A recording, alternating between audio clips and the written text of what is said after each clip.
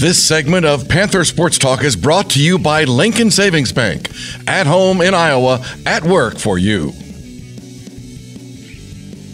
The UNI Panthers score a 50-7 victory inside the UNI-Dome over Tennessee Tech out of the Ohio Valley Conference. Joined with UNI coach Mark Farley. Coach, right from the get-go, pretty solid performance from your team start to finish, but that defense just allowing 7 points, almost had the shutout. That defense really looked solid today. Well, I thought we did look very good. I thought our front seven did an excellent job. I was pleased with our coverage and our secondary. You know, we ran to the ball, we swarmed the ball, so I was pleased. The defense able to put points up on the scoreboard. DeAndre Hall with a pick six, able to get into the end zone.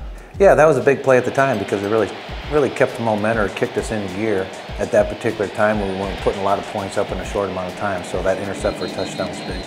Now, aside from an 84-yard touchdown run by Tennessee Tech, the UNI defense just completely shut down the offense today. Well, again, I just felt it was a group win. And then when I go back even in the second half, you really can measure a football team by how you play in the second half when you have that kind of lead. You don't want to get sloppy. And I felt we were still running to the ball with the group of players that were in there, and they were doing a nice job.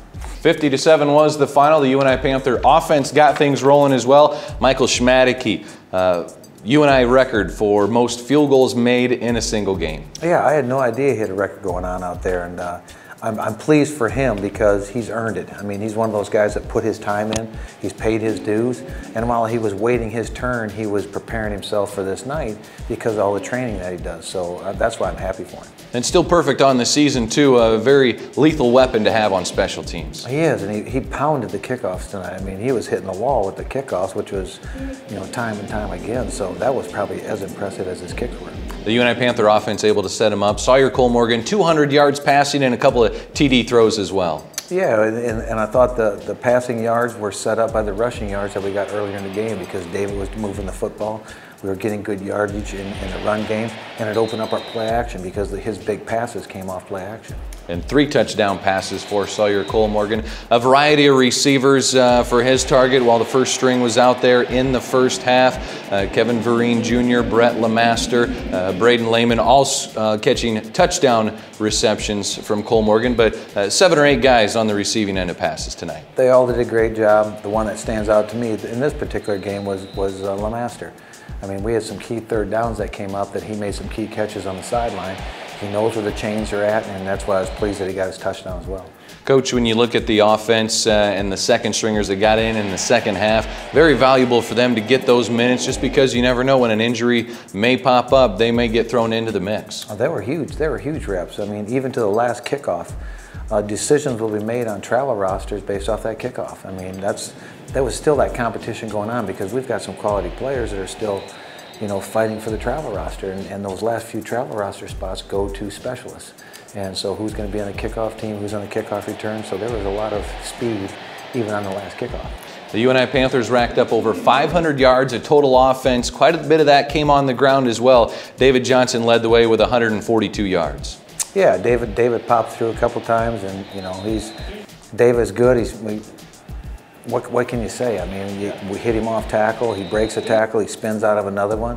And had he played the whole game, I mean, you could imagine how he could wear on a team into the fourth quarter.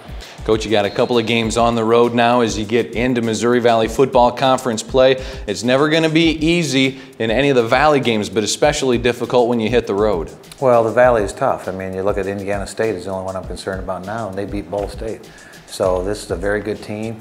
We got to go on the road to do it. You know, at least we got 2 games under our belt now. I think we know more about ourselves than we did 2 weeks ago. So now we just have to continue to get better week to week. And what did the league do in their non-conference portion of the schedule to set them up for a number of playoff bids, potentially 20-1, the record coming into this weekend? Yeah, I mean, what will happen now is we'll start playing each other, and you'll find out that people will start falling off a little just because of the interleague play.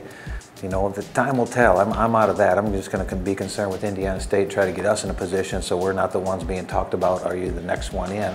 We want to be the one that gets in. All right, the UNI Panthers score a 50-7 win over the Tennessee Tech Golden Eagles inside the Dome. The Panthers on the road now for the next 2 weeks as they get Missouri Valley Football Conference play off and running. We'll be back with more Panther Sports Talk coming up right after this.